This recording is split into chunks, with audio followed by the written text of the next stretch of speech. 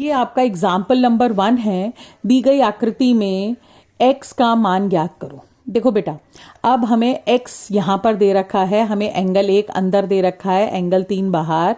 हमें x का मान ज्ञात करना है।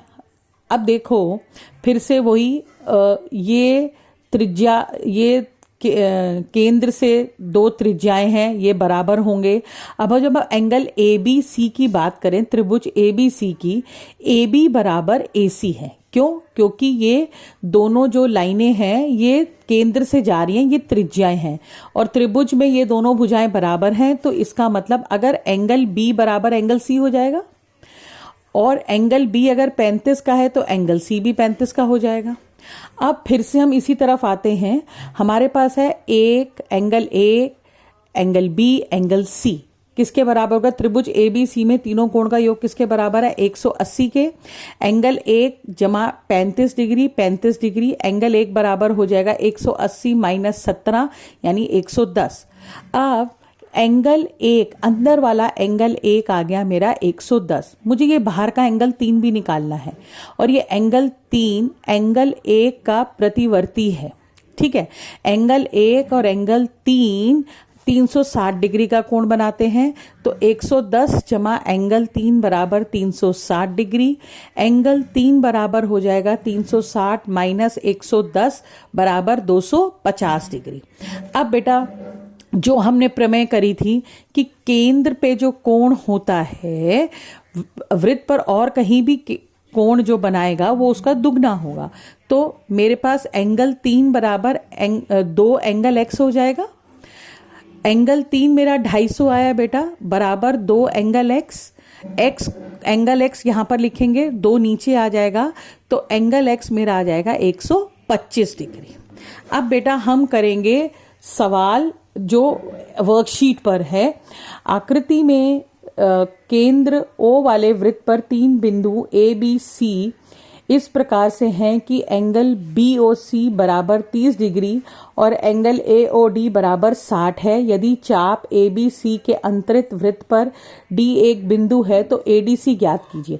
बेटा हमें ये ADC ज्ञात करना है। ये अब देखो, फिर केंद्र पर जो अंतरित कोण है वो वृत्त पर किसी भी बिंदु पर जो कोण बनेगा उसका दुगना होगा। इसका मतलब हमारा AOC बराबर है 2 ADC के।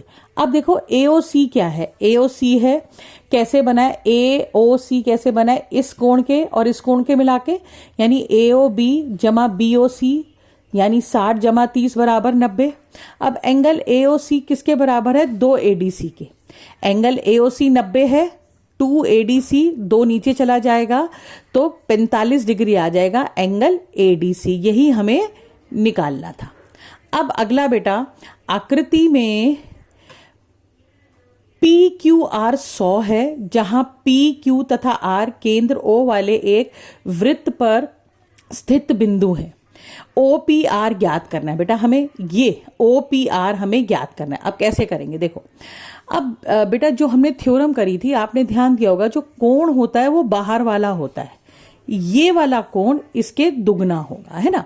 तो मैं लिख रही हूं 2PQR बराबर होगा प्रतिवर्ती POR के। ठीक है बेटा। अब PQR हमें दे रखा है 100 है, तो ये हो जाएगा 2 गुणा 100 बराबर प्रतिवर्ती POR, बाहर वाला है बेटा, 200 बराबर प्रतिवर्ती POR। अब ये वाला कोण इसको मान लो 1 और इसको अंदर वाले कोण को मान लो 2। ठीक है बेटा। तो POR जमा प्रतिवर्ती POR यानी एंगल 1 और एंगल 2 बराबर 360 डिग्री के होंगे क्योंकि प्रतिवर्ती कोण है। POR हमें निकालना पड़ेगा। प्रतिवर्ती जो बाहर वाला कोण है ये हमने 200 अभी निकाला है, तो 200 बराबर 360 हो जाएगा और POR बराबर हो जाएगा 360 माइनस 200 बराबर 160 डिग्री। अब बेटा बात आती है OPR त्रिभुज की। फिर से OP और OR त्रिज्याएं हैं। इसका मतलब ये जो कोण होंगे ये वाले, ये कोण बराबर होंगे। ये कोण हमने निकाल लिया, ये 160 का है। तो त्रिभुज OPR में angle O, angle P, angle R बराबर 180 डिग्री के होंगे। पी और आर एंगल पी और एंगल आर बराबर हैं, यानी एंगल आर की जगह हम एंगल पी लिख सकते हैं, वो हो जाएगा 180 के। और एंगल पी और एंगल पी 2 बार है तो हम यहाँ पे लिखेंगे 2 एंगल पी, और उसके बाद 160 प्लस 2 एंगल पी बराबर 180।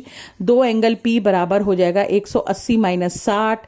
इसको घटा करेंगे तो बेटा 180 में से 160 जाएंगे तो 20 आएगा। एंगल पी के साथ जो 2 है वो नीचे ले आएंगे तो एंगल पी बराबर हो जाएगा 10।